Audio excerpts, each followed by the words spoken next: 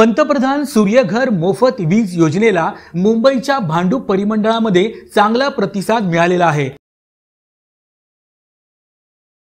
महावितरणाच्या या परिमंडळात 600 ग्राहकांनी आपल्या घराच्या छतावर सौर ऊर्जा प्रकल्प बसवलेले आहेत आणि त्यामधून त्यांना मोफत वीज मिळणे देखील सुरू आहे। यामध्ये ठाणे शहरात 53 तर वाशीमध्ये 150, पेणमध्ये 397 अशा एकूण 600 ग्राहकांनी सौर वीज मिळवण्यास सुरुवात केलेली आहे।